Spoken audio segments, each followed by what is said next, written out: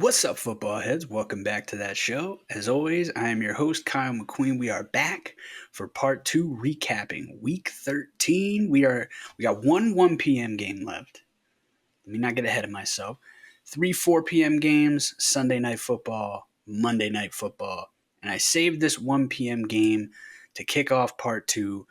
The 8-4 Los Angeles Chargers, 17 points. The now 6-6 Atlanta Falcons, who I believe were 6-3 not too long ago, 13 points. They fall at home to the Chargers.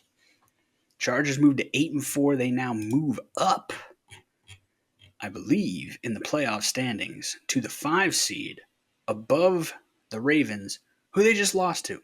So go figure that out. But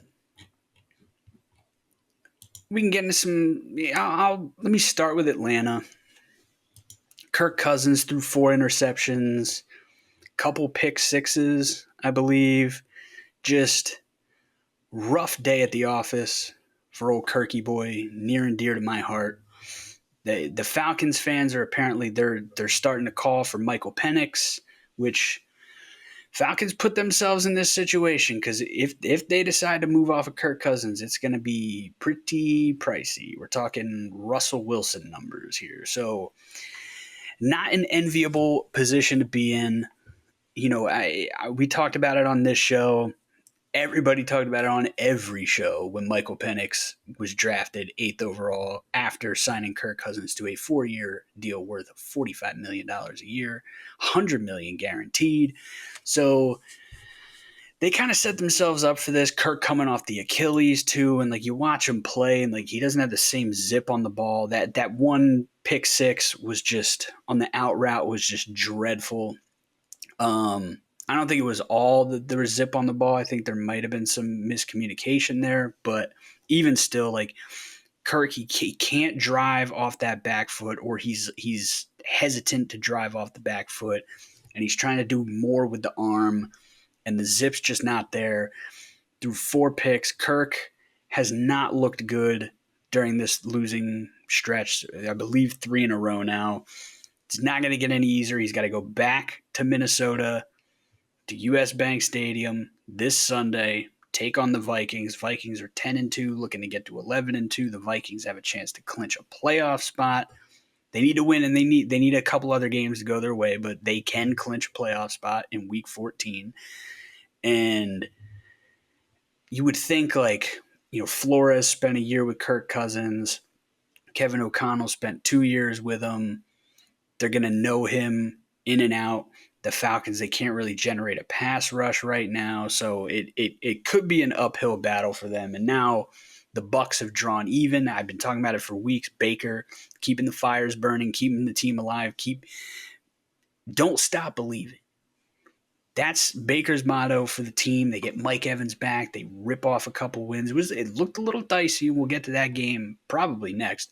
But the Falcons, they're not looking good. I mean, they only give up 17 points to the Chargers, but again, they're not generating a pass rush. Let's see how many sacks. They did get 5 sacks in this game, which is surprising, right? Sacks allowed. Well, now they're generating a pass rush. So, but this is sort of an outlier game. They have not throughout the course of the season. I believe they only had 10 sacks entering the game. So to get 5 in one game is pretty remarkable. But they do have the tiebreaker over the Bucs, but they got a tougher schedule down the stretch than the Bucs, and they just have not looked good. Kirk has not looked good. 24 for 39, 245 yards, 0 goose egg. D'Angelo Russell touchdowns, 4 interceptions. It's just rough day. It's been a rough stretch. He did fumble, didn't lose it, but it's looking bad for the Falcons. I mean, you think 4 interceptions in a 17-13 game. Like, you trim off one of those pick sixes, you win the game. You trim off one of the non-pick sixes, and you might drive down and score a touchdown and win the game. So, just they're backsliding pretty hard right now. They need a dub. I hope they do not get it this week, obviously, against my Vikings. Chargers pull out a win. They keep grinding them out against, mid to sub tier teams. They have yet to really get a signature win. They've yet to beat a team over 500, I believe. Let me double check that before I make any absurd proclamations here on the program. They have played. They beat the Raiders, beat the Panthers, lost to the Steelers, lost to the Chiefs. They beat the Broncos. So we'll give them that in Denver. Is back in October, but you got to give him that. That's a win over a team with a winning record. Lost to the Cardinals, beat the Saints, beat the Browns, beat the Titans, beat the Bengals. You know how we feel about the Bengals on this show. Lost to the Ravens, beat the Falcons, who are now at 500. So really your best win here is that Broncos game, back at a time when the Broncos hadn't really fully hit a stride yet. So we'll give them credit for that. Obviously, they beat a team that's over 500. Broncos going to have a chance at a get back here in a few weeks, December 19th, which I believe this is a Thursday night game. So that'll be interesting. But the Chargers, they got the Chiefs coming up this weekend at Kansas City. Then they play host to the Bucs. Then they host the Broncos, but then they finish up against the Patriots and the Raiders. You would assume a Jim Harbaugh coach team, they'll beat the Pats, they'll beat the Raiders. Even if they're on the road, they're going to get 10 wins. They're going to be in the playoffs for sure. But tough little stretch coming up here for the Chargers. But the reason I wanted to save this for the beginning of part 2 is my guy, Phil Mackey, did a show today, was ranking quarterbacks, and this dude put Justin Herbert as the 5th best quarterback in the league today. And I'm here to tell you, I love Mackey, but I'm here to tell you that is one of the most egregiously bad takes that I have seen. And it's only made more egregious by the fact that 18th ranked quarterback in his rankings, Jordan Love. Yes, Jordan Love threw an interception in every game this season until the last 2 games. But Jordan Love is the 18th best quarterback in football, and Justin Herbert is the 5th? What has Justin Herbert done? Now, Justin Herbert, tremendously talented. He seems like a very nice young man. Seems like he's very mentally steady, doesn't get rattled. He's a tough guy. He plays through injuries when he can't. Like, he needs to rack up the injuries before they're like, all right, we gotta take you out. But the amount of times that this dude's played through injuries, he's got a cannon for an arm. He can scramble around really well. He can make all the throws, every physical tool, every talent, every attribute that you can have as a quarterback, Justin Herbert has. He has everything you would need to have top 5 potential. But this man is on his 2nd contract. This man is in his 5th year, has won 0 playoff games, has a not great record against teams with a winning record. And yes, he had to deal with Brandon Staley, who is the king of the bozos. Get him out of here. Trash. So I'm not going to deny that. That is certainly a factor. But other than that Broncos game, he hasn't beaten a team with a winning record this year with Jim Harbaugh. We know how I feel about Jim Harbaugh. I assume you all feel the same way, because there's only one way to feel about Jim Harbaugh, which is that he's a fantastic football coach. But Justin Herbert has done absolutely nothing to warrant being in even consideration for a top 5 quarterback. I don't think he's a top 10 quarterback right now. And again, he's got top 5 potential, but in year 5, you signed a massive contract. We ain't talking about potential. What have you done? What have you done? Not even what have you done for me lately. Just what have you done?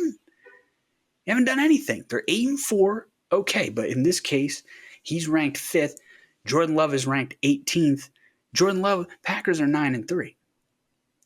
And we say, the Chargers, they don't have any weapons. Quentin Johnston is a bum, and they don't have any running backs left because J.K. Dobbins got hurt, and Gus Edwards isn't the same Gus Edwards, and he turned Ladd McConkey into a number 1 receiver, blah, blah, blah. Like, Ladd McConkey, if you weren't up on Ladd McConkey coming into the draft, then you need to be up on Ladd McConkey because he didn't turn Ladd McConkey into a number one receiver. You look at Ladd McConkey and you see like a little white guy who moves around in space. You see Julian Edelman. You see Wes Welker, a guy like that.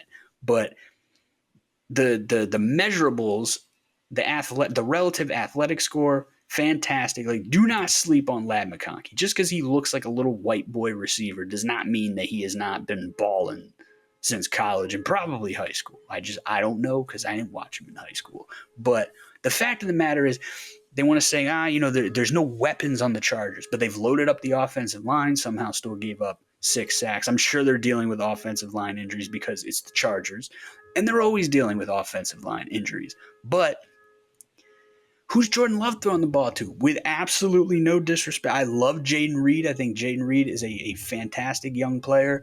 Christian Watson, electrifying when he's healthy and he's out there, and he is healthy and he is out there. Romeo Doubs, we've seen make some excellent sideline catches, some great touchdowns. But none of those guys are like top guys, top tier guys. So would I take the Packers' weapons over the Chargers' weapons? Probably, especially if we factor in running backs. Now, J.K. Dobbins has been fantastic this year. The combo of him and the Gus Bus, lot to like.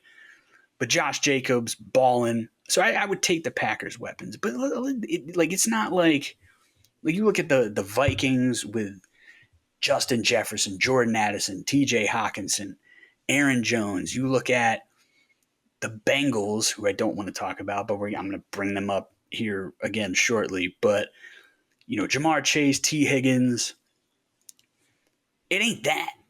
So how is Jordan Love 18th and Justin Herbert is 5th? Last I checked, Jordan Love won a playoff game.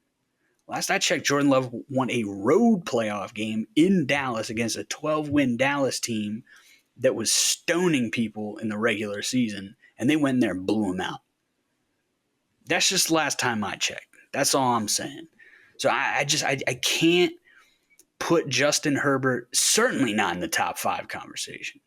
Like, you can't put him ahead of Jared Goff. I mean, yes, Jared Goff has all the weapons, but they're 11-1.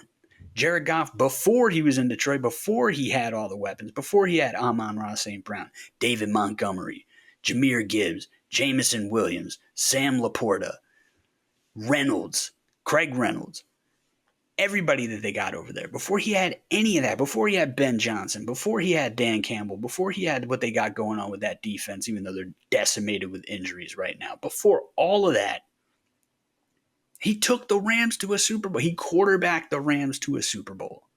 So I can't buy Justin Herbert top 5 by any stretch. I think that is a laughable take. It's not just a egregiously bad take. It is comically irrational. But I don't even think he's top 10. Not right now. Not the way he's playing. Now, again, we're talking about right now how he's playing. You can't tell me he's playing better than Jordan Love. They put up 17 points against the Falcons, gave up 5 sacks. And I don't know how much of that's on him versus the offensive line against a team that only had about 10 sacks coming into the game, cannot generate a pass rush. And you only put up 17 points. And you got to look here. Gus Edwards, 6 rushes. Kamani Vidal, 4 rushes. That's 10. Darius Davis, 1, 11. Justin Herbert, 5 scrambles for 1 yard. And Hassan Haskins, 1 rush. That's 12 designed runs, 17 overall. J.K. Scott threw a pass, a fake punt that did not go well. And all of a sudden, Jim Harbaugh turned into Brandon Staley out of fucking nowhere. I have no idea why. This could be a case of Harbaughing cannot outdo Chargers charging, because we're still undecided on that front. But Herbert, 16 for 23. They barely ran any plays. 24 passes, 17 rushes. There been 41 plays in the game. Now you got the pick sixes, so that factors in, but Kirk Cousins threw 39 passes. Kirk Cousins damn near threw as many passes as the Chargers ran plays. They were not running the ball in this game. So it's not like, yeah, Jim Harbaugh, we're going to lean on the run, and you're just not going to pass that much. 16 for 23, 147 yards. Like, it's not that the Falcons' defense is terrible, but you should be able to put up more than 17 points. Like, we don't – Justin Herbert does not have these monster counting stats. He doesn't amass a ton of points and have these monster – you look at, like, Josh Allen – Jared Goff this year will hang a shit ton of points. He doesn't hang a ton of points, doesn't have the counting stats, has 0 playoff wins, does not have a good record against teams with a winning record. What has he done? What has he done except be talented? And that ain't enough. It ain't enough for my top 10. Not the way the quarterbacks in this league are playing right now. Listen, if I'm trying to start a team and I want a quarterback, of course, Justin Herbert is going to be high on the list. But you asking me who's playing better ball right now, Justin Herbert or Jordan Love? It's Jordan Love, hands down. Justin Herbert or Jared Goff. Jared Goff. Jalen Hurts. Jalen Hurts ain't asked to do a lot because they got a great defense, and Saquon Barkley might try and fuck around and steal Josh Allen's MVP here at the end of the season. Might fuck around and try and set a single-season rushing record while he's at it and come for Chris Johnson's all-purpose yards record. But Jalen Hurts is they're beating teams. He's doing what he's got to do. That's debatable. Tua, since coming back from the injury, has been playing fantastic football. Obviously, they did not get it done in Lambeau on Thanksgiving, which was obvious because they're a soft-ass team and they ain't gonna go play in Lambeau and win that game. Get the fuck out of here. But the way Tua's playing, like if it's apples to apples, like he ain't beating teams with a winning record, neither is Justin Herbert, but who's putting up more numbers? Who's putting up more? Who's beating up on bad teams more? Tua or Justin Herbert? It's Tua. I'm taking Sammy Darnold over Justin Herbert right now. Now, if I'm starting a franchise, like I said, would I take Sam Darnold over Justin Herbert? I would not. But who's playing better right now? It's Sam Darnold. And the list goes on. Ain't no way Justin Herbert is a top 10 quarterback right now. He's got top 5 potential, but he ain't playing like a top 10 quarterback. And I don't want to hear anything of it. This is nothing against him. I love Jim Harbaugh. I have rooted for the Chargers as a supporter of – obviously, I'm a Vikings fan, but I support the Chargers. I've supported the Chargers for 20 years. It's nothing personal. Justin Herbert seems like a fantastic guy. He's got a great skill set. I have nothing against him. But the way that like Trevor Lawrence signs the extension, he's not playing well. He's getting picked apart by the media. Jalen Hurts, same deal. They might have gotten a little more on Sirianni than Hurts, but Hurts was still catching some strays.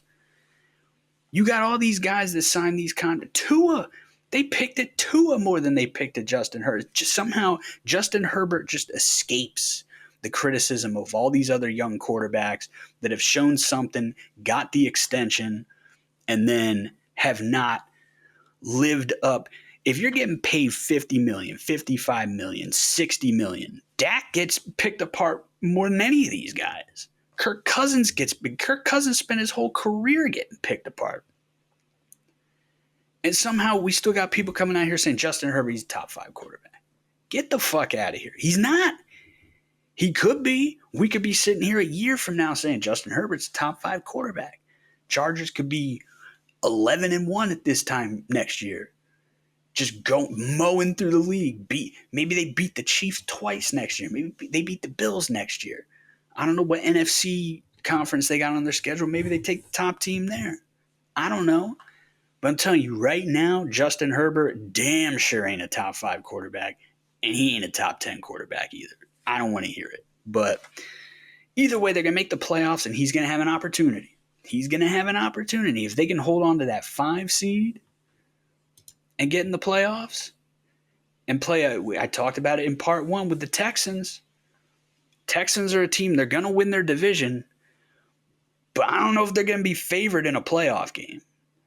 I'm taking the Chargers on the road against the Texans in the first round. I'm taking the Ravens on the road against the Texans in the first round. The Broncos fuck around and get up to the 5 seed. If the Broncos get to the 5 seed and they play the Texans as the 4 seed in Houston, I'm taking Denver. So, like, the Chargers, it's in front of them. The Chargers have an opportunity here. Justin Herbert has an opportunity with Jim Harbaugh as a head coach. It's a championship-level head coach, brought a championship to my Michigan Wolverines, and I am forever grateful. Took the 49ers to the championship game in his first year on the job. Took them to the Super Bowl in the second year. So they got an opportunity to at the very least, start shifting the narrative. Now, you beat the Texans in the playoffs. That's probably the weakest win you could get in the playoffs. So we don't want to get way too ahead of ourselves, but it's a playoff win. It's something. And then you got an opportunity. Maybe you go play the Chiefs. If the Chiefs can hold on to the 1 seed, I don't think they will. I am praying. Bills take the 1 seed, Chiefs at 2, Broncos at 7. Broncos go into Kansas City and have a chance to do what they should have done however many weeks ago when I sat here and I guaranteed it. If the Broncos played the Chiefs in the playoffs, the Broncos are going to beat the Chiefs. Broncos Country. Let's ride. You know I had to squeeze that in there, baby. But, man, I'm telling you, this Charger, the Justin Herbert talk is just too much for me. It's too much for me. But I've spent way too much time, and I didn't even realize I was 20 minutes in. I'm still ranting about this. But, like, to me, it ties into, and I'm about to rant even more, so strap in, baby. I saw a meme, not a meme, but a post on Instagram. Joe Burrow looking at his stat every week. Oh, look at Joe Burrow's stats. Look at Joe Burrow's stats. What a fantastic stat line for Joe Burrow. Look at his stats throughout the season. What a monster season he's having. And this post had the gall to say, if the Bengals had a defense, Joe Burrow would be the MVP favorite. Well, guess what? They don't. You know who else doesn't have a great defense this year? The Buffalo Bills. And guess what? Josh Allen, top of the MVP ladder, in my opinion. And in my opinion on the matter should be absolute fact. Saquon, he's putting himself in the conversation. I'm not going to sit here and disrespect Saquon. I think Jared Goff deserves to have his name mentioned in the conversation respectfully, but it's Josh Allen. They lost, how many players they lose on their defense? Lost both their safeties, lost Trey White.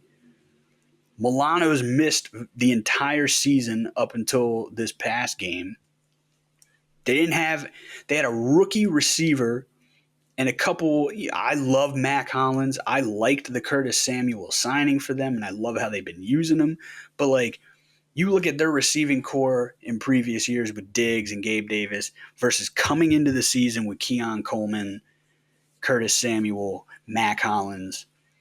You ain't in love with that. It's solid. It's good. You got some potential there. And then obviously then you go get Amari Cooper, who's a proven number 1 receiver. But even then, like, he's a very disrespected number 1 receiver. He's not like a top 5 wide receiver in the league. And Josh Allen got them boys at 10-2. What's Joe Burrow's excuse? Oh, they got a bad defense. Bills' defense ain't that great. Better than the Bengals. But part of that is the way that they play the game. The way they've altered how they go about offense in Buffalo. They went from a team that loved taking the deep shots, loved getting you downfield, Diggs, Gabe Davis, 40, 50 yards, 70 yards downfield with Josh Allen with the laser rocket cannon arm, the howitzer. But this year, they're third in the league in yards after the catch, I believe. I believe that's the stat. And again, like, this is why I like the Curtis Samuel edition, because he gives you that like, that's kind of what he does. You add him to the mix. So They changed up what they do so they can have, longer, more sustained drives. They're running the ball more with James Cook and Ray Davis, controlling the clock a little bit more. Like, I'm going to skip ahead just because I want to see just to make my point, I want to see what their time of possession was against San Francisco. 33 minutes, 27 seconds.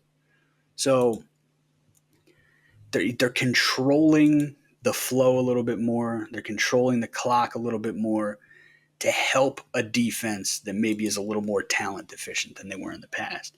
Whereas the Bengals, let's just bomb it deep to Jamar Chase, take the 7 points, get the fuck off the field.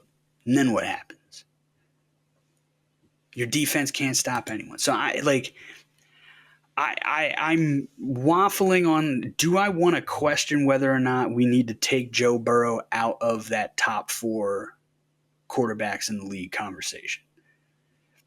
Because a tip-top tier quarterback elevates the team around him.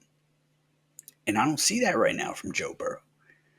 They're not that talent deficient on defense. I mean, shit, you go back to my 2022 Minnesota Vikings.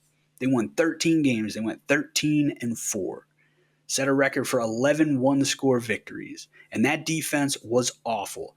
The Vikings defense and the Lions defense were like historically bad that year. And they won 13 games with Kirk Cousins as the quarterback. And part of it is Kevin O'Connell, significantly better coach than that bozo Zach Taylor. So again, I'm not putting this all on Burrow. But I don't want to hear Joe Burrow would be the MVP if they had a defense. They don't. He's not. Get over it. Moving along. Tampa Bay Buccaneers, Carolina Panthers. The Carolina Panthers are now 3-9. Now 2-game losing streak after the 2-game winning streak. But this is a frisky team. I said it last week. The Panthers are a legitimate football team now. You can't just look past them. You can't say, oh, it's the Panthers, automatic win. Like, they got the Eagles coming up this week. The Eagles will win the game, but the Eagles can't just take the week off. Take the week off. We'll beat them simply by showing up. Like, that's no longer the case with the Panthers. Bryce Young is putting it together. Bruce Young, shouts out at him. And they almost took this one. The Bucs flirted with it, man. The Bucs flirted with it. The Bucs had to come back. Bucs had to score 13 points in the fourth quarter to the Panthers 7 just to come out with a win. They were down 16-10 headed into the fourth. Game went to overtime. And there was some fuckery, and the Panthers fucked up, and the Bucs get the ball. The Panthers fumble, Bucs get the ball, and they're deep in their own deep-ish. They started at their own 29-yard line, but then they go down the field and get the field goal and win the game because the Bucs are a better team. They got more to play for, but the Panthers aren't fucking around anymore. And we got to put some respect on the Panthers. The Panthers are no longer the worst team in football. The Panthers, probably not even one of the 3 worst teams in football right now. Like, the Giants are worse, the Raiders are worse, the Jags are worse, Titans probably worse at this point, I think you would say. Who else we got in here? Anybody else want to vie for being worse? No, but I mean, Panthers, they're coming along. You got to give it to them. Bryce Young, 26 for 46, not tremendous. Probably threw too many passes here because, again, we're looking Chuba Hubbard, 12 carries. Jonathan Brooks, 6 carries. It's only 18 carries to 46 passes. Probably not the best way to go about it, but 26 for 46, 298 yards, 1 touchdown, no interceptions, and he did not fumble the ball. So you got to give it up for Bryce Young, man. He had 3 scrambles for 17 yards and a touchdown, so he counted for 2 touchdowns, 298 yards passing, 17 yards on the ground, so over 300 yards of offense.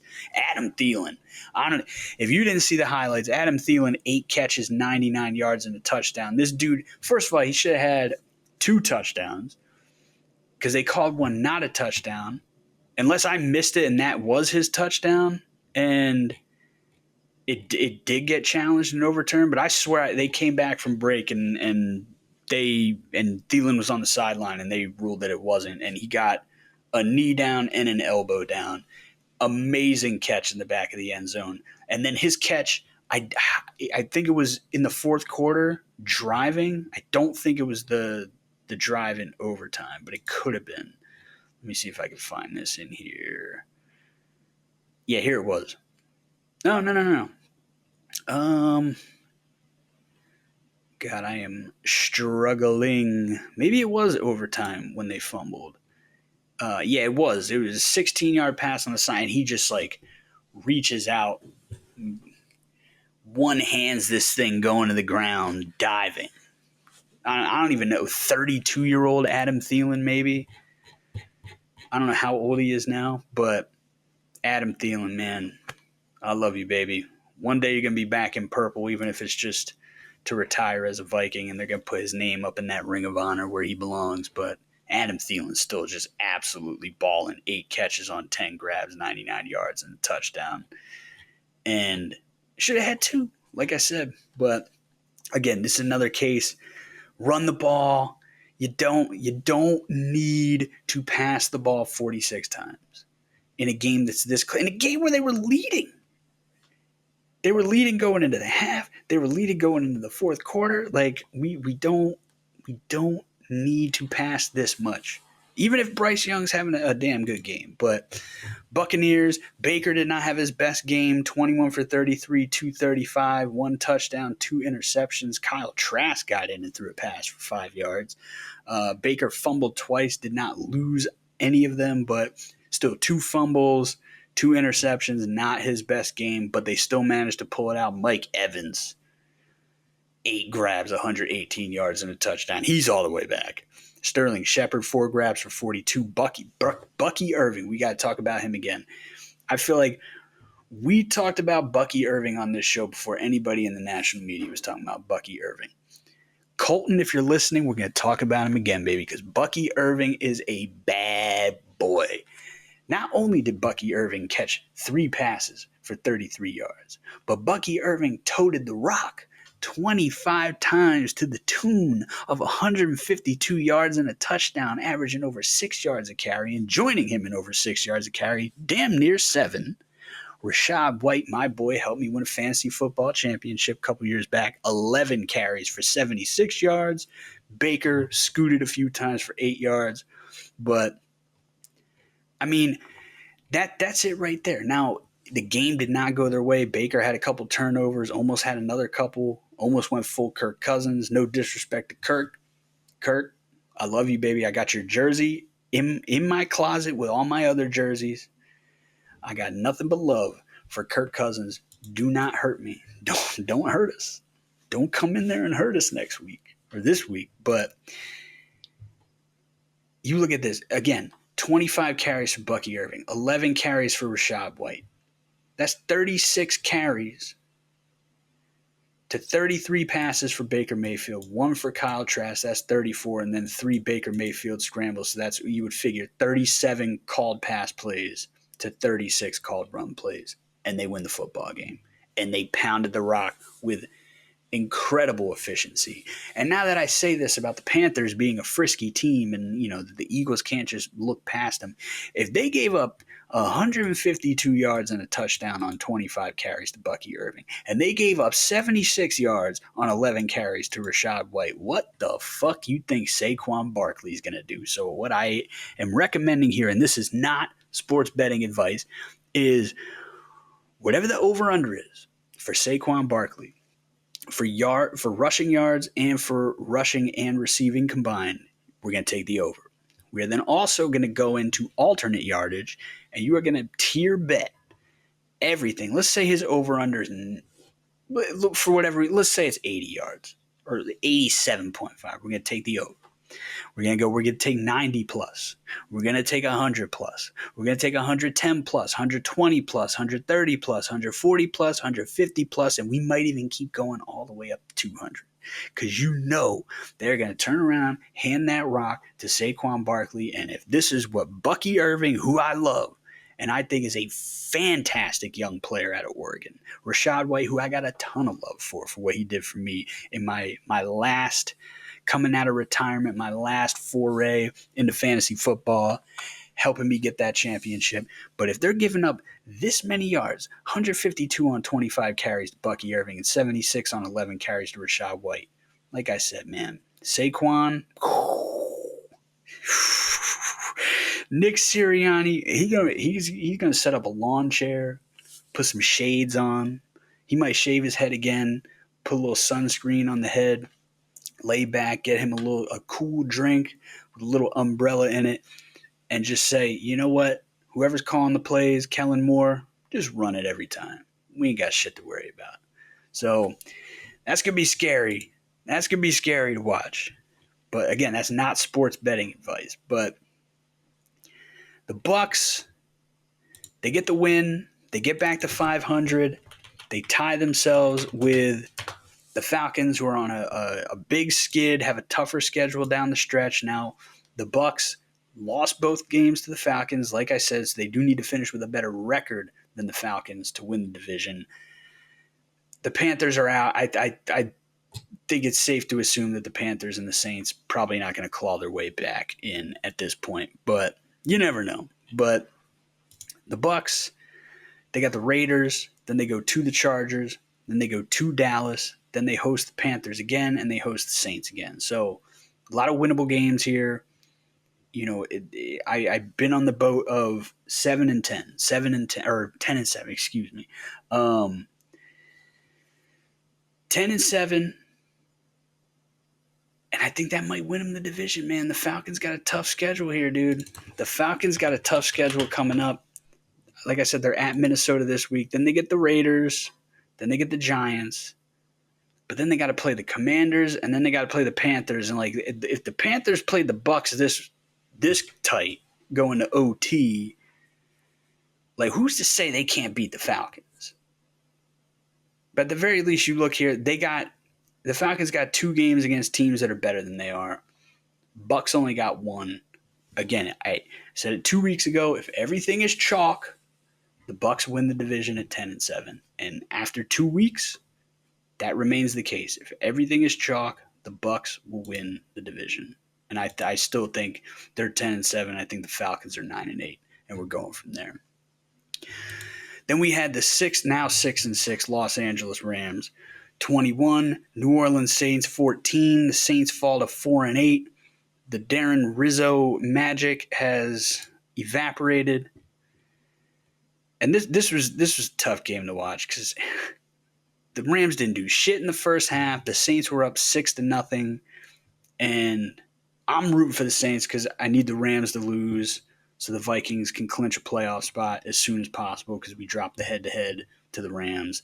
And the Saints just couldn't get it done. Matt Stafford, 14 for 24, 183 yards, 2 touchdowns, no interceptions, fairly pedestrian day. Puka Nacua, 5 grabs for 56. Cooper Kupp, 3 for 17. Demarcus Robinson, 2 for 49. He had a touchdown. Puka had a touchdown. Tutu Atwell, 2 for 39. Parkinson had a catch for 13. Kyron Williams, 1 for 9. On the ground, they ran through the Saints. Kyron, 15 carries for 104 and a touchdown. Blake Corum, my boy, 8 carries for 42 yards, averaging over 5 yards a carry. So, I mean, this is another case. A team, they saw the run game was working. They got it cooking. And they said, we're going to keep running the rock. We don't need to pass all day. 24 passes to 23 rushes between just Williams and Corum. And you had a couple wide receiver rushes. Puka had 1 for 7 yards. Tutu Atwell for no gain. Matt Stafford had 4 scrambles. But there you go. Your running backs, 23 carries. Matt Stafford, 24 carries. Not running a ton of plays here. The Saints ran significantly more plays. Derek Carr, 24 for 37, 184 yards. 184 yards on 37 pass attempts. Not great. 1 touchdown and an interception. Alvin Kamara was getting done on the ground, 23 carries for 112. Taysom Hill, 5 for 10, tore his ACL? No, McCaffrey tore the PCL. Taysom Hill tore the ACL. He's going to be out now. And your leading receiver was Taysom Hill with 5 catches for 37 yards, with Juwan Johnson 5 catches for 36 yards. So Saints just, I can't figure them out. They started the year, their offense looked ridiculous, and then they completely fell off the face of the earth and lost, 7 straight? Something like that. Then they won 2 straight, and they were putting up points again, and now here they are losing, and they can't score. So Saints fans, I feel like it's got to be a frustrating watching that team, but I don't know. With the Saints playing this way, not playing great, for the Rams to only win 21-14, again, I fear them because of the head-to-head loss. So it's like, oh, if we lose the rest of our games and the Rams win the rest of their games, then they'll beat us for the wild card spot. But like, realistically, I don't know that it's going to happen. There's been a couple times where I felt like, okay, the Rams are back in it. They're back moving. They're back cruising a little bit again. And every time I think that, then they drop a game or they drop a couple games. So they're one of these back and forth teams. They play the Bills in Los Angeles this weekend. Incredibly difficult game. It wouldn't shock me if the Rams won because, again, you got McVay, you got Stafford, you got Kupp, you got Nakua, you got Kyron Williams. Like, you have good pieces. But the Bills are the Bills, man. They're 10-2 for a reason. So they should come in and handle business. And I think if the Rams fall to 6-7, even if the Cardinals beat the Seahawks and both of those teams are at 7-6 and the Rams are at 6-7, like, you're still only a game back, but I don't know, just the way they're playing, the going through every bird team except the 2 bird teams that I want. The Seahawks and the Cardinals, just you watch the games, they're playing better ball than the Rams. They're playing more consistent right now, even with a loss for the Cardinals in the past couple weeks. And they did not play well in the Seahawks game. The defense played well. Offense did not play well, but I think you take both of those teams over them. However, if the Rams win and the Cardinals win, then they're all tied at 7-6. So Rams certainly still in the mix, but it's just like you keep waiting for them to like click into another gear and rip off a few wins in a row, and it's just not happening. So I don't know. Let's take a look at the Rams schedule and see who they got coming up. They got the Bills, like I said, afternoon game. Then they're at the 49ers, at the Jets, 2 winnable games there. McVay has had Kyle Shanahan's number, and the 49ers are just decimated by injuries right now. And then they finish up at home against the Cardinals and the Seahawks. So those are 2 very significant games in determining who's going to win the NFC West. And depending on how other things go around the NFC, could still be in the mix for a wild card, but it's looking more and more likely that the West will have 1 team, the North going to have 3 teams, East going to have 2, and the South going to have 1. But I don't know. We'll see. Philadelphia Eagles, they finally get the signature win. I've been saying it all year. For a while, I was pounding the table. I was saying, the Packers in week 1 in Brazil on the weird turf, and week 1 is a weird thing now because nobody's playing their starters in the preseason. Week 1 is kind of just sloppy everywhere you look. But, they beat the Commanders, but the Commanders were entering a slide, and then they continued the slide afterward. And it's like, how much stock do you want to be? It's a good win. It's a win over a team with a winning record, but it's not a win over a contender. You go into Baltimore, you win the game 24-19. Their defense absolutely hammers Lamar, holds them to 19 points, and a lot of that has to do with the fact that, and it needs to be discussed, that Justin Tucker he's done. It's over. Like, the fans are booing him as he's walking off the field. You hate to see it because, like, one day they're going to put him in the Ring of Honor and everyone's going to cheer for him, as they should, because he's one of the greatest kickers of all time. But it's just at that point where it's like it cost you this game. It cost you the game. Justin Tucker, he missed 2 field goals. You hit those 2 and an extra point. You hit the 2 field goals. Guess what? 25-24. Now the game flow obviously would have been different, but it's tough to watch, man. But Lamar, 23 for 36, 237, 2 touchdowns. Another game with no interceptions. He did fumble twice, did not lose either of the fumbles, but just not their best game. Derrick Henry, 19 carries for 82 yards. A pedestrian game as far as Derrick Henry's concerned. Everyone's talking about Cooper DeJean with the nice tackle on Derrick Henry. And the Eagles pretty much handled him. A fairly clean game from Lamar, but nothing explosive.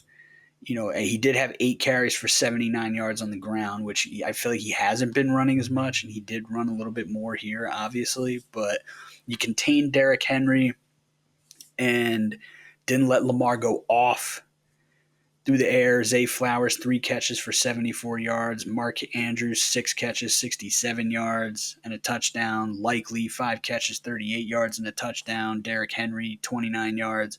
But they're a team that they've been explosive offensively, and the Eagles' defense, man, playing as good or better than any defense in the league right now. The Eagles is a team playing as good or better than any team in the league right now. And with all the injuries to the Lions, did I talk about it last week when I reviewed the Thanksgiving games and the Black Friday game? I forget, but the Lions defense, man, they're missing. They got 2 healthy defensive tackles, Aleem McNeil, who's fantastic, and DJ Reader, who is still a good player. And they're missing their top 4, I believe, edge rushers. And they're missing every linebacker, every off-ball linebacker except Jack Campbell and Ben Neiman. And that's the front 7. They're missing 11 guys. 11 guys in the front 7. The math doesn't add up, but it's true. You're missing 11 guys in your front 7 on defense. Again, they're still getting it done. They're 11-1. I'm not going to sit here and say they're not still the best team balling, but they got tough games coming up, man. They got the Packers on Thursday night. They got the Bills the week after that. If Detroit can keep rolling and beat Green Bay and beat Buffalo, or even if they just beat one of those 2 teams, I think you gotta say you gotta keep rolling with the Lions. But if they drop those 2 games, the Eagles about to take the best team balling spot. They're coming for it. I've been firm on Detroit for 2.5 months now, but the Eagles are the first team that, to me, have truly entered the conversation as we got to pay attention to the Eagles because they might overtake, because the defense is playing lights out. Saquon is doing ridiculous, silly shit. A.J. Brown balling. They're going to get Smitty back. Jalen Hurts taking care of the football. They're not asking him to do too much. He's just doing what he does. 11 for 19, 118 yards and a touchdown, but Saquon 23 carries for 107 and a touchdown. Jalen Hurts adds 29 on the ground and a touchdown. And this is enough to get it done. The only thing you can really point to with the Eagles is they don't score points in the first quarter. I think they've scored 17 points in the first quarter this season, if I remember the stat correctly, which is insane.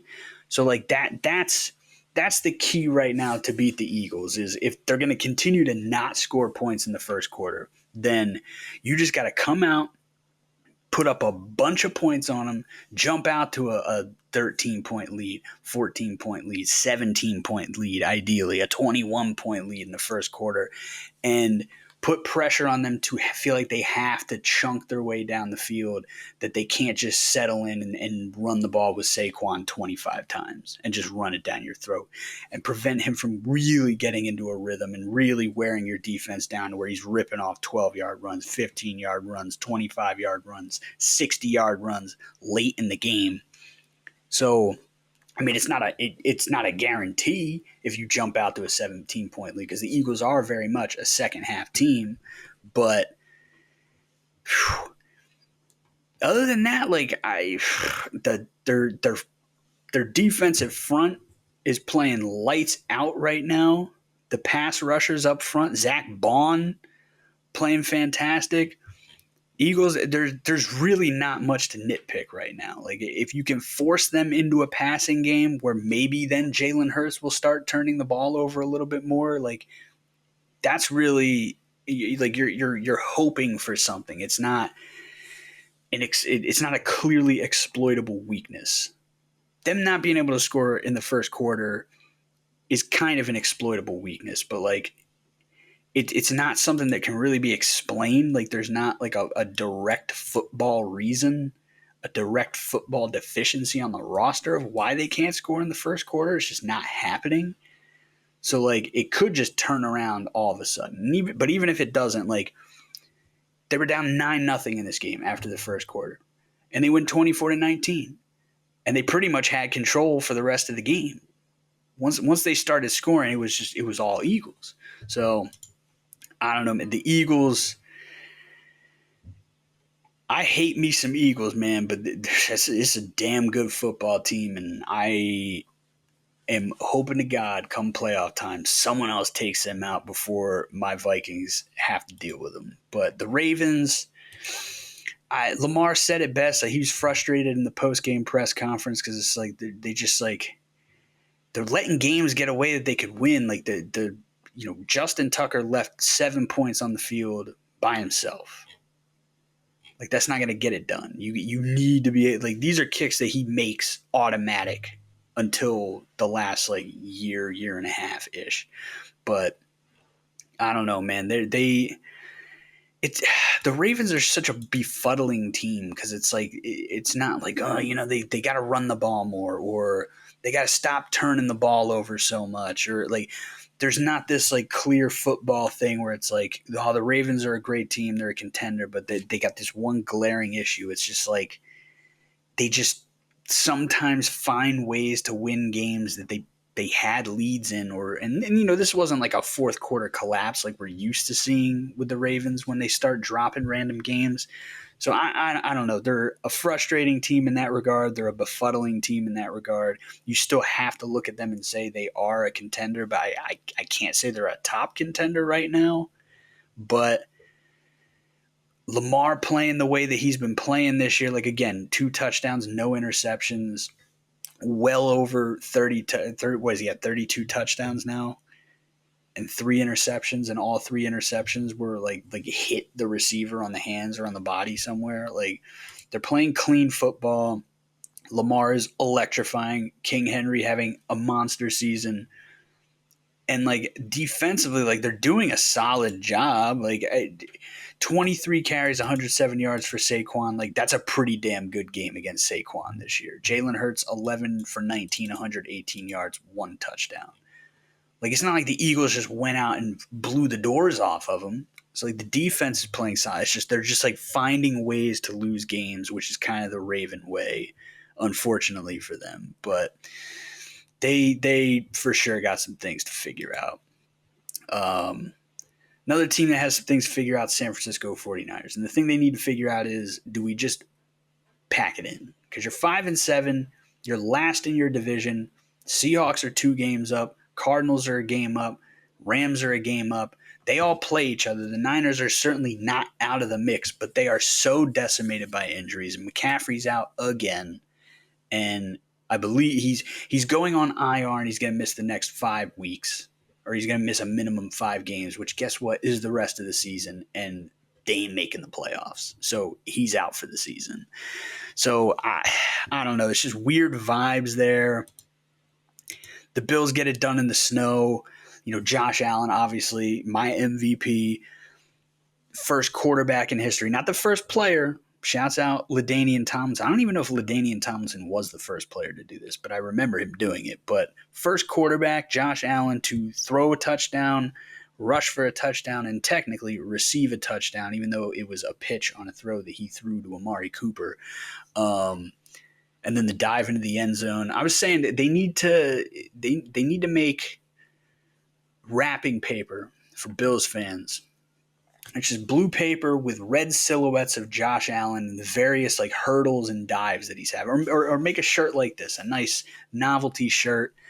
blue shirt, red silhouettes of Josh Allen, him diving for the pylon, him hurdling guys, preferably not him hurdling Anthony Barr back in 2018. We could just forget that ever happened. But 13 for 17, 148 yards, 2 touchdowns in a blizzard. So like pedestrian numbers for Josh Allen passing, but there's a good reason for it. James Cook, 14 carries, 107 yards and a touchdown. Ray Davis, 11 carries, 63 yards and a touchdown. Ty Johnson, 5 carries for 28 yards. Josh Allen, 3 for 18 and a touchdown. Curtis Samuel, 1 for 7 yards. Mitch Trubisky is the only Bill to rush in this game to not average at least 5.5 yards a carry. So they were just running all over him in the snow. Fred Warner's got the broken bone in the ankle. They are destroyed by injuries. Bosa's out. Lenore is out. McCaffrey now out. Ayuk's out. Jordan Mason, I guess, suffered a serious injury, so I guess we're going to get a lot more Isaac Guerendo, who carried the ball 4 times for 19 yards and a touchdown in this game. Watch out for Isaac Guerendo. If Isaac Guerendo is available in your fantasy league, pick him up ASAP. And this is fantasy football advice. Tank your first game. Maybe tank your first 2 games. I have won championships in leagues where I purposely tanked the first 2 games so I knew I had top position for the waivers. Because the people that come out and lose 2 straight, a lot of them just give up. A lot of them are the people that they do the draft and then they just don't touch the roster the entire season. So I know if I'm attentive, you get on that waiver wire. Fantasy football championships are won on the waiver wire. Do not forget it. And if Isaac Guerendo is available, take him, because McCaffrey's out, Jordan Mason's out, and Isaac Guerendo is electrifying. Very exciting young back. So if he's available in your league, pick him up. Juwan Jennings leads once again. 3 catches, 56 yards. Debo, 4 for 20. Didn't even have a carry. It feels like Debo is just not effective at all anymore. Ricky Pearsall had 1 target, no catches. Kittle, I believe, had the first catch of the game. Did not have another catch after that. McCaffrey, 2 for 14. They just were not ready to play in the snow.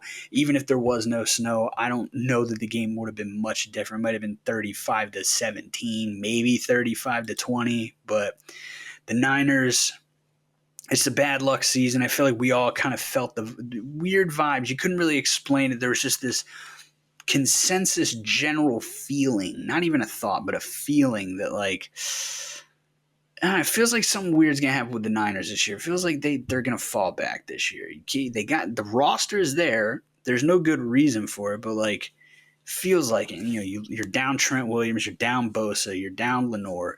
Fred Warner's playing with a broken bone in his ankle. You're down Ayuk.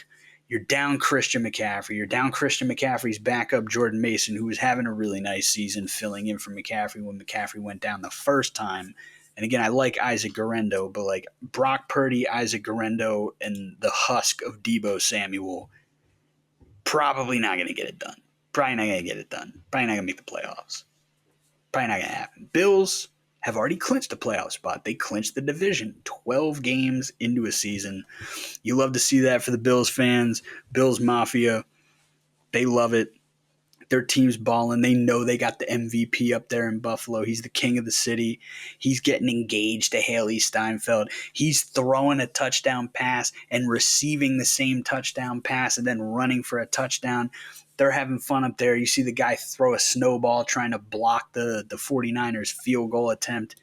Bills cruising right now. Cruise on come out here. Go from the snow out here to sunny Los Angeles. Keep on cruising. Crush the Rams. Help your boy out. If Seattle wins, if the Bills win, and the Vikings win, the Vikings are in the playoffs. And we're going to manifest it, baby. The Vikings are going to clinch a playoff spot this weekend. Got to make it happen. And the Bills are going to be a big part of that. But Bills, man, they're just playing good ball. They're clearly having fun out there. They're running the ball with great effectiveness. I already ran down the stats. James Cook, 14 for 107 and a tud. Ray Davis, 11 for 63 and a tud. Ty Johnson gets in the mix, 5 for 28. Josh Allen, when he needs to pass. I already talked about how they're third in the league in yards after the catch. Keon Coleman's been out with an injury. You're going to get him back eventually. Dalton Kincaid has been out. He's going to come back, but they still got Dawson Knox. So you got to like the Bills, man. You got to like the Bills. There's some talent deficiency in some spots on the defense. They have not been able to stop the run, and that's kind of a key issue. Because, again, you look here, Jordan Mason, 13 carries for 78 yards, averaging 6 yards a rip. Christian McCaffrey, 7 for 53, averaging 7.5 a rip. Garendo, 4 for 19, averaging 4.75 a rip. And come playoff time, you have to be able to stop the run. But they get Matt Milano back. Hopefully, he's got to get back. It's going to take a couple weeks, get used to playing. Kyron Williams might go off next week or this week. But if he can get back comfortable and just solidify it enough, just enough, that they can ramp it up a little bit come playoff time, that's going to be the key to knocking off the Bills in the playoffs. It's just running through. So it's going to be interesting because, again, the Ravens finding ways to lose, but they did beat the Bills. And it makes sense they beat the Bills because they got King Henry and they got Lamar Jackson. So I think the Ravens for sure are a team that the Bills do not want to play come playoff time. I do think both those teams are going to be in there. I think the Bills, if you play the Broncos, I think you can handle their run game enough to stifle things. I don't know the extent of the J.K. Dobbins injury. If they play the Chargers, they might be able to handle that. But that's the one thing that I'm looking at with the Bills right now, because everything else you got to love. You got the MVP of the league in Josh Allen. The run game is fantastic. You add Amari Cooper, it kind of puts everything into place for the receiving. You got the two nice tight ends. You got the rookie wideout on one side. You got Amari Cooper, the veteran, on the other side. You got Curtis Samuel catching short passes, turning them into long gains in the slot. But if they can't stop the run come playoff time, it's going to get dicey. It's going to get dicey. And that leads us to Monday Night Football, last game of the weekend. Now, I need to start off by saying, coming into this game, it was all on my Denver Broncos. The teaser, 10 legs, plus 2,500. All came down. Can the Denver Broncos beat the Cleveland Browns? Of course they're going to beat the Cleveland Browns. In Denver, in Mile High, Cleveland. Come on now. Cleveland ain't going up to Mile High and beat the Broncos. But then Brandon Perna spun his little curse wheel, which has been shockingly, devastatingly, I don't know if accurate's the right word, but whoever that curse wheel lands on, I don't care who they're playing. It could be the best team in the league playing the worst team in the league. If the curse wheel lands on that team, they're going to lose the game. And Brandon Perna apparently is a Denver Broncos fan. And his curse wheel landed on his Broncos. And so I was sweating. All I needed was the Broncos to cover 0.0 points, which means I just need the Broncos to win. The Broncos win at home against a 3-8 coming into the game Cleveland Browns team. I hit the teaser. It's been about a month since your boy hit the teaser. I was itching. I was down to my last dollar in my account. All was on the line. Now I started cashing some futures bets this week. Shouts out Mike T. Shouts out the Pittsburgh Steelers.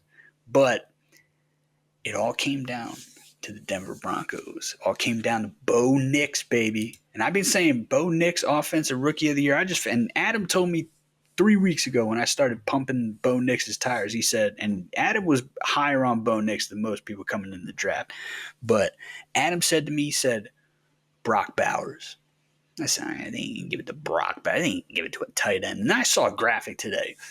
Number 1 in the league in receiving yards, Jamar Chase. Number 2 in the league in receiving yards, Justin freaking Jefferson. Number 3 in the league in receiving yards, Brock Bowers. So Brock Bowers, I don't know when he entered the conversation, but he damn sure is in the conversation now. And that is no disrespect to my man Bo Nix, who did not have the greatest game. 18 for 35, 294, 1 touchdown, 2 interceptions.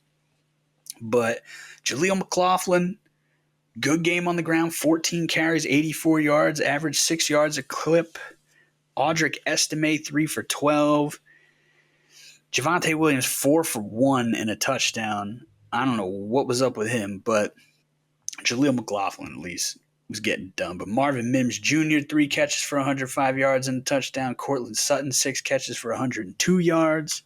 Again, Bo Nix loves to spread the ball around. Mims, 3 catches. Sutton, 6 catches. Troy Franklin, 2 catches. Lucas Krull, 3 catches. Nate Adkins gets a catch. Vele gets a catch. Javonte Williams gets a catch. Jaleel McLaughlin gets a catch. And I believe this is the second week in a row Adam Troutman got a target but not a catch. I could be mixing that up with someone else, but that's what? 9 different guys getting targeted. Bo Nix loves to spread the ball around. Not his best rushing day. Bo Nix has been getting out and running around a lot, but he had 3 carries for only 4 yards. Not their best game, but Jameis, the most Jameis Winston stat line of all time, 34 for 58, 497 yards, 4 touchdowns, 3 interceptions, and 2 of those interceptions were pick sixes. And he stood at the podium after the game and begged the Lord to deliver him from pick sixes because he knows he's better than this. And I don't know that he's better than this. This is exactly who Jameis Winston is. 34 for 58, 497 yards, 4 touchdowns, and 3 interceptions. The only other quarterback that I can think of that can put up that stat line is Nick Mullins under Kevin O'Connell in a must-win game where your top running back blows out both of his knees. That's the only other time I can see this stat line happening. 34 for 58, 497 yards, 4 touchdowns, 3 interceptions, and 2 pick sixes. What the fuck? Poor Jameis, man. I got to say this about Jameis. I talk about this with the NBA a lot, that I feel like we need to start putting sixth men in the Hall of Fame. Like Jamal Crawford should be in the Hall of Fame. Anybody that like they made their hay as a sixth man, but was like Lou Will.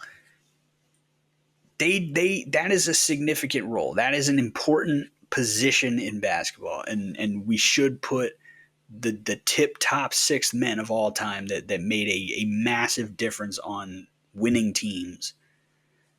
Put them in the Hall. And I kind of feel the same way in the NFL with backup quarterbacks. And to tie into that, I kind of feel the same way about just great comedic, entertaining figures. Like in the NBA would be J.R. Smith. Hall of Fame entertainer. Jameis Winston, I don't know if he's a Hall of Fame backup QB the way that like Ryan Fitzpatrick, Hall of Fame backup quarterback.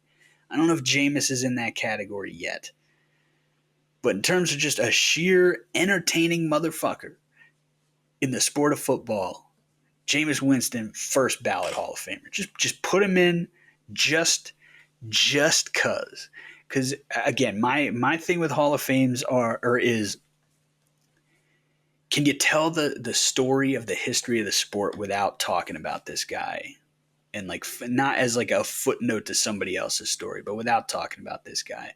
I don't know if you can tell the history of the NFL without talking about just the magnificent beast that is Jameis Winston. Again, 34 for 58, 497 yards, 4 touchdowns, 3 interceptions.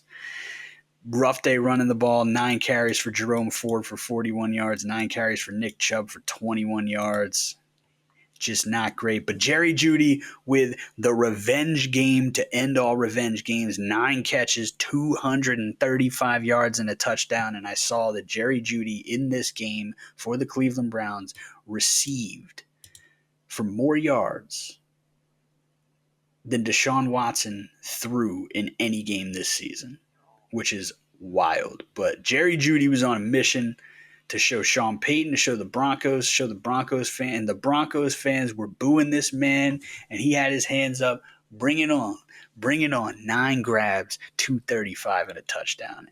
Jerry Jeudy had a day. Jerry Jeudy's having a season. 880 yards on the season. He's going to be a 1,000-yard receiver. So we all made fun of we all made fun of the Browns for trading Amari Cooper for peanuts after they trade for Jerry Jeudy and gave up what most of us thought was way too much for Jerry Jeudy. And it turns out pretty good investment. pretty good investment. 9 for 235 and a touchdown. Elijah Moore, 8 catches for 111 yards. Njoku, 9 catches for 52 yards and two touchdowns. Mike Woods, 3 catches for 43 yards. Nick Chubb had a receiving touchdown. So it was a tight game. It was a fun game. Back and forth. There was turnovers. There was pick sixes. There was, receivers going off. Again, you had 4 receivers in this game go for 100+ yards. Just a lot of electricity in the Mile High City on a Monday night. But at the end of the day, Denver Broncos 41-32. They get it done. They go to 8-5, continuing to solidify themselves as a wild card team, putting themselves firmly. That could get mixed up. Half game separates those 3 wild card teams in the AFC right now. Broncos are not done. They're trying to move up the ranks. They got another game against the Chargers coming up. They could take that game. Now, Ravens beat the shit out of them earlier, so they lost that tiebreaker. But those 3 teams there, that shit could be in flux, man. But Broncos, they get it done, 8-5. They win the game 41-32. And most importantly, they cashed ya boys' teaser, baby. Broncos Country. Let's ride. One more time. Broncos Country. Let's ride. Love to see it. Love to see it. Shouts out my Broncos. They got it done, baby. Bo Nix. Not his best game. One of his worst games, in fact. But Bo Nix put the cowboy hat on. He saddled up. He took the Mustang out. Said, Broncos Country. Let's ride. Love to see it. But that was the slate. I feel like I had some other talking points I wanted to touch on. If I remember them, I'll make a bonus episode for you guys later in the week. Caesar and I are tentatively scheduled for tomorrow to record our picks. So that'll be out Wednesday night, Thursday morning at the latest. At the very least, it's coming out before Packers, Lions, Thursday night football, the best Thursday night football game of the year. Either way, something good for the Vikings, something bad for the Vikings. Either we get another leg up on the Packers in the wild card, or the Packers knock off the Lions and make it so all we need to do is win out, and we get that. We get it. We get that number 1 seed, baby. So I'm torn. I am torn. But I think I'm rooting for the Packers here, baby. Go Pack, go. Go Pack, go. And Broncos Country. Let's ride. Take it easy, football heads. Like, subscribe, do all that good stuff. Follow on Instagram. You know what to do. Let's ride. Broncos Country, let's ride. Broncos Country, let's ride. Broncos Country, let's ride.